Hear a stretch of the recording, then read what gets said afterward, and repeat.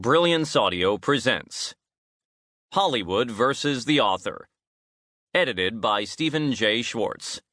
Performed by P.J. Oakland, Simon Maddox, Stephen Jay Schwartz, Alan Jacobson, Tess Gerritsen, Lee Goldberg, Naomi Hirahara, Joshua Corin, Andrew Kaplan, Lawrence Block, Diana Gould, Rob Roberge, Alexandra Sokolov, and James Brown.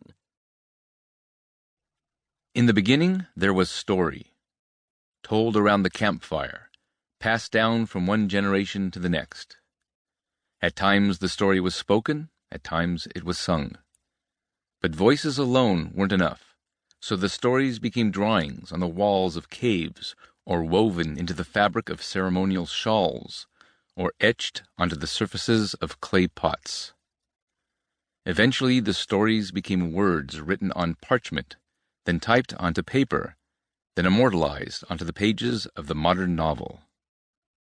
In another beginning, there was a pinprick of light, shone through a piece of paper. The light captured an upside-down image onto a silver plate. A lens was invented to upright the image, and a shutter was installed to separate the image into individual frames that created a sense of seamless motion onto a silver screen. Two brothers named Lumiere got to work, and using something they called the cinematograph, recorded common-day images of families and trains and friends playing cards. The images shocked an audience who had never seen photographs in motion. While these early films were revolutionary, they didn't seem capable of replacing the experience people had reading novels or watching plays. Movies were still a fad, a gimmick, incapable of telling stories in an intellectually satisfying way. Early filmmakers sensed that the power of film rested on its ability to tell a story in ways never before imagined. Instead of observing a static play from the center of the theater, the camera allowed the audience to enter the story. The first close-up shots produced a sense of unease for moviegoers.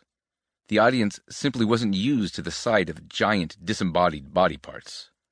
One early film financier is said to have exclaimed, "I paid for the whole person. I want to see the whole person."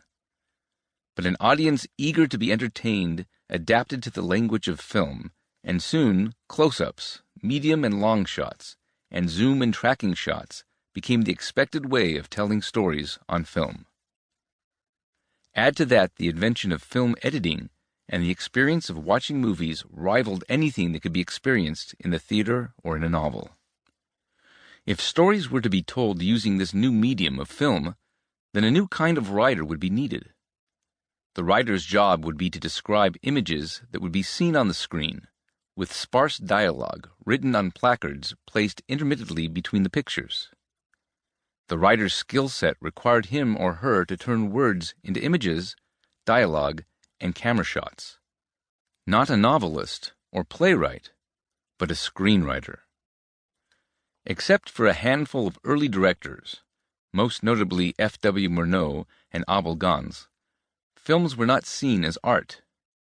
In America, in particular, they were considered escapist entertainment for the masses, like vaudeville. The physical humor of Buster Keaton and Harold Lloyd kept the world laughing, bringing nickels into the movie houses and financing the growth of the industry. Charlie Chaplin combined comedy with pathos by inventing his famed character, the Tramp. This initiated a trend toward heartwarming, empathetic stories, revealing the kind of character development more commonly seen in plays or novels. To keep listening to this audiobook for free, click the link in the description. It will take you to a free Audible trial where you can listen to this and many other books for free for 30 days.